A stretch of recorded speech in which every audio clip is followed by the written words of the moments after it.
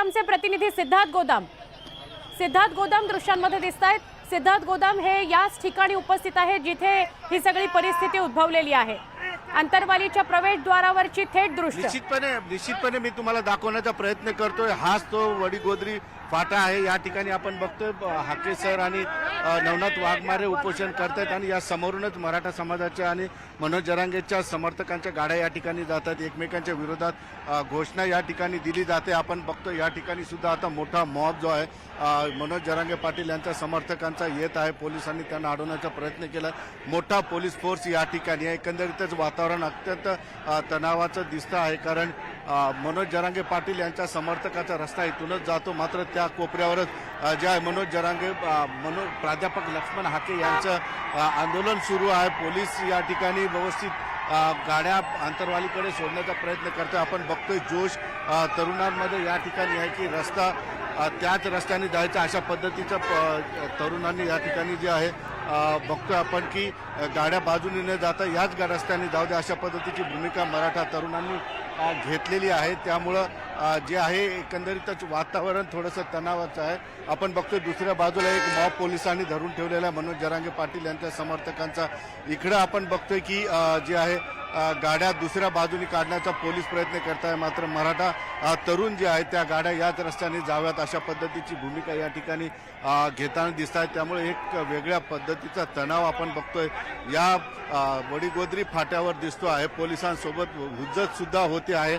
महिला असतील किंवा पोलीस यांच्यामध्ये हुज्जत होत आहे। त्याच रस्त्याने आम्हाला जाऊ द्या वगैरे। इकडे सुद्धा एक गाडी आता आंदोलकांनी त्या ठिकाणी अडवून ठेवलेली बघतोय आपण। पोलीस फोर्स त्या ठिकाणी जातो आहे आणि या गाडीच्या बाजूलाच आपण बघतोय की हाके सरांचा उपोषण सुरू आहे आणि हा जाणारा रस्ता अत्यंत हा झालेला आहे, अगदी तणावग्रस्त झालेला आहे। एकंदरीतच मनोज जरांगे पाटील समर्थक आणि लक्ष्मण हाके यांचे समर्थकांमध्ये आपण बघतोय अशा पद्धतीचा तणाव या ठिकाणी आहे। पोलीस मराठा समाज आणि ओबीसी समाज दोन्ही समाजाला समजावण्याचा प्रयत्न या ठिकाणी करतो आहे। मात्र मराठा समाजाच्या तरुणांची भूमिका हीच आहे की त्यांना या ठिकाणाहून जायचं आहे। पोलीस त्यांना विनंती करते की दुसऱ्या पर्यायी रस्त्याचा त्यांनी जो हा आहे पर्याय घ्यावा, मात्र तो घेतला नाही जात आहे।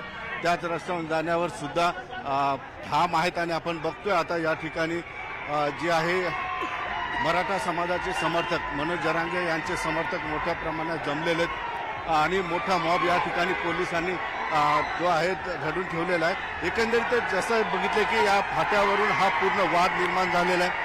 वडीगोद्रीचा फाटा हा अंतरवाली सराटीकडे जाणार आहे आणि याच वडीगोद्रीवर च्या फाट्यावर ज्या लक्ष्मण हाके यांनी उपोषण सुरू केले, त्यामुळं या ठिकाणाहून जाणारे सगळे मनोज जरांगे समर्थकांचा हा रस्ता आहे अंतरवालीला जाणारा एकमेव रस्ता आहे आणि आपण बघतोय की हा रस्ता आम्हाला द्यावा। मात्र पोलीस त्या ठिकाणी विनंती करतात की पर्यायी रस्ता घ्यावा, मात्र मराठा समाज त्या ठिकाणी त्याच रस्त्यावरून जाण्यासाठी ठाम आहे।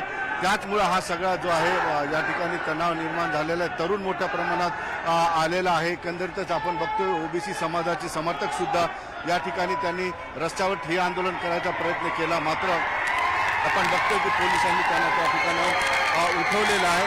पुन्हा मराठा समाजाचे तरुण या ठिकाणी जमा होत आहेत आणि एकंदरीतच शांततेचं आव्हान सुद्धा या ठिकाणी केलं जात आहे। मात्र तरुण संतापलेला दिसतात, त्यांना त्याच रस्त्यावरून जायचं आहे आणि त्याच रस्त्यावरून जाण्यासाठी ठाम आहेत ज्या रस्त्यावर लक्ष्मण हाके सरांचं जे आहे उपोषण सुरू आहे।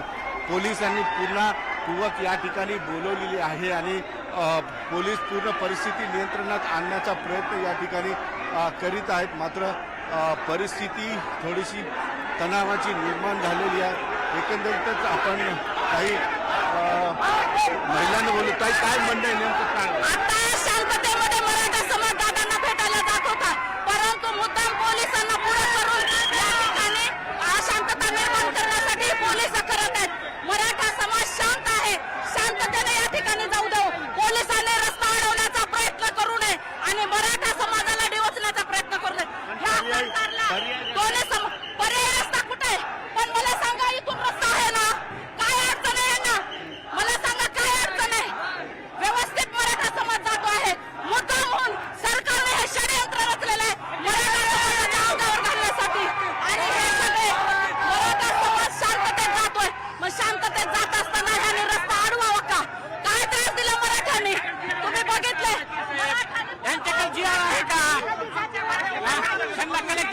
आरक्षण आहे का यांनी जी अर्ज दाखवा आमचा रस्ता मराठ्याचा रस्ता का वाढवायचा नाही कुठल्या मराठ्याने काय म्हटलं का? शांततेत जातात, शांततेत का जाऊ देत नाहीत? हा आमचा प्रश्न आहे. आंदोलन डॉक्टर बेदरे सुद्धा या ठिकाणी आले. या ठिकाणी पाटलांच्या आदेशाचा पालन करणारे हा समाज आहे. कुणीही गालबोट लावून द्यायचं नाही. आपला समाज शांततेत आजपर्यंत चाललाय. आम्ही शांततेत आंदोलन करतो. कुणी या ठिकाणी राडा करण्याचा प्रयत्न करू नका. हे मनोज दादाचा आदेश आलाय. शांततेत राहायचं, शांततेत जायचं. जरांगे पाटलांनी आवाहन केलंय शांत. आम्ही त्यांच्या आदेशाचं पालन करणारे आम्ही कार्यकर्ते आहोत. आमच्या आई वडिलांना आपण मनोज जरांगेने माध्यमातून प्रशासनाला पण सांगा, मराठा समाज शांततेत मराठा समाज शांततेतून जात आहे. अडवण्याचं कारण काय आहे? या प्रशासनाने पोलिसांना आणि इथल्या लोकांना मराठा समाजाने त्रास दिलाय का हे सांगा. शांततेत येत आहेत, शांततेत जात आहेत. भूमिका घेऊन मराठा समाज आता थोडासा अलीकडे आलेला आहे. ज्या ठिकाणाहून लक्ष्मण हाके यांचं उपोषण सुरू आहे तिथून मराठा समाजाचे काही कार्यकर्ते आणि महिलांनी शांततेचं आवाहन केलं आणि आपण बघतोय मराठा समाजाचे तरुण आता थोडे बाजूला आलेले आहेत. पोलिसांनी सुद्धा त्या चौकामध्ये आता बंदोबस्त लावलेला आहे. एकंदरीतच आपण बघतोय की परिस्थिती शांतपूर्ण होऊ शकते. बऱ्याच ठिकाणी जे आहे आता थोडं दूरवर समाजाच्या तरुणांना बाजूला केलेलं आहे. मराठा समाजातील काही स्वयंसेवक सुद्धा या ठिकाणी आले. त्यांनी सुद्धा मराठा तरुणांना शांत करण्याचा प्रयत्न केला आणि त्या चौकाच्या थोडा बाहेर आता मराठा समाज आलेला आहे. आपण बघतो प्रत्येक कुठल्या मिनिटाला एक एक गाडी या ठिकाणी येते आहे आणि या गाड्यांचा आता मार्ग थोडासा बदलल्यासारखं झालं. कारण लक्ष्मण हाके यांच्या समोरून न जाता पर्यायी मार्गाने या गाड्या जाऊ लागलेल्या आहेत. एकंदरीतच परिस्थिती आपण बघतो की पुढं जे आहे चौकामध्ये SRPFची एक कंपनी सुद्धा या ठिकाणी आलेली आहे. पोलीस प्रशासन, पोलीस फोर्स हा पूर्णपणे तयार या ठिकाणी दिसतो आहे. परिस्थिती तणावपूर्ण जरी असली तरी आता पोलिसांचा फोर्स बऱ्यापैकी या ठिकाणी आलेला आहे आणि आपण बघू शकतो की SRPFची कंपनी सुद्धा या ठिकाणी आलेली आहे. गाड्या ज्या आहेत या पर्यायी मार्गाने जाताना आपल्याला थोडंसं मराठा समाजाने एक पाऊल मागं घेतल्यासारखं दिसतंय. कारण या रस्त्याने जाण्यासाठी ज्या गाड्या त्यांचा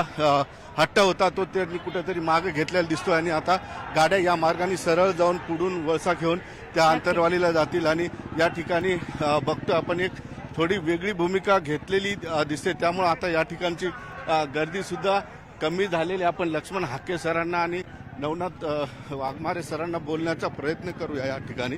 कारण जे आहेत होय बघतो आपण. नवनाथ सर काय म्हणाल? एकंदरीतच बराच गोंधळ झालाय. याच्यामध्ये काय होत आहे, जरांगे यांचे समर्थक बीड जिल्ह्यातून येऊन इथं दादागिरीची भाषा आणि कुठंतरी वेगळं हेलवण्याची भाषा वापरण्याचा प्रयत्न करत आहेत आणि घोषणाबाजी करत आहेत. पण नक्कीच आमच्या समर्थकांचा सुद्धा रोष स्थानावर होतो. कारण की जर काही वेगळ्या भाषेत बोलत असेल, खालीवर जर बोलत असेल तर समर्थकामध्ये रोष निर्माण होणं साहजिक आहे. त्यामुळं जरांगे यांनी त्यांच्या समर्थकाला झुंडशाहीला थोडा आवर घातला पाहिजे, समजून सांगितलं पाहिजे. आंदोलन हे लोकशाही मार्गाने पाहिजेत. आज त्यांचा बीड बंद आहे म्हणून त्यांचे लोक जास्त येतील, उद्या आमचे जास्त येतील असं कधी कोणी कोणाला कमी समजू नये. आणि आज त्यांचे जास्त आले म्हणून इथं घोषणा देत असतील. आमच्या लोकांनी ठरवलं होतं आंतरवाली सराटीत जाऊन घोषणा देतील, मग काय करायचं? ह्या अशा गोष्टी योग्य नाहीत. त्यांनी या गोष्टीला आवर घालावा आणि लोकशाही मार्गाने तुमच्या काय मागण्या असतील, आमच्या काय मागण्या असतील, आम्ही सरकारकडे मागाव्यात, तुम्ही सरकारकडे मागाव्यात. परंतु यामध्ये सरकारच त्यांना प्रोटेक्शन देतोय काय? असा मुख्यमंत्री एकनाथ शिंदे त्यांना प्रोटेक्शन देतात काय? किंवा जाणीवपूर्वक जाती दंगली घडवण्याचा प्रयत्न असल्यासारखा मला याच्यामध्ये वास येतोय. कारण गेल्या 2 ते 3 तासापासून ज्या गाड्या आहेत त्या आमच्या समोरून जाताना घोषणाबाजी करताना दिसत आहेत. इथं गरजच नाही ना घोषणाबाजी देताना. तुम्ही जरांगे पाटलांच्या आंदोलनापाशी गेल्याच्या नंतर तुम्ही 1 मराठा लाख मराठा म्हणा, इथं म्हणायची गरज नाही ना. आणि जर आमचे तिथं ओबीसीनी जर एक ओबीसी लाख ओबीसी तिथं जाऊन म्हटलं तर चालन का जरांगे पाटलांना? हे जरांगे यांनी समजून घ्यावं आणि जरांगेच्या संयोजन समितीनं समजून घ्यावं आणि जरांगे यांनी त्यांच्या झुंडशाहीला लगाम घालावा. आणि आता उद्या आमचे सुद्धा लोक तिथं आंतरवालीत जाऊन बोलायला सुद्धा घाबरणार नाहीत. निश्चितपणे हाके सर सुद्धा या ठिकाणी. सर, ज्याची भीती होती तो संघर्ष सुरू झाला असं वाटतं? हे बघा, याची सर्व कल्पना मुख्यमंत्र्यांना आहे. गृहविभाग, गुप्तचर विभाग हे सगळं आहे ना.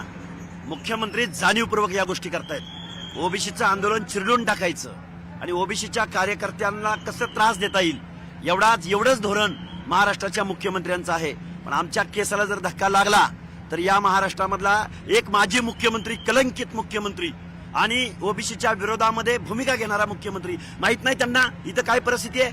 पर्यायी रस्ता असताना, पर्यायी मार्ग असताना त्यांनी इथूनच गाड्या का सोडल्या? बरं गाड्या जात आम्ही सोडत होतो, आमची माणसं शांत होती, इथं घोषणा द्यायची काय कारण आहे त्यांची? आम्ही त्यांच्या आंदोलनाजवळ जाऊन घोषणा दिल्या का कुणी? या प्रश्नाची उत्तर, याला सगळ्याला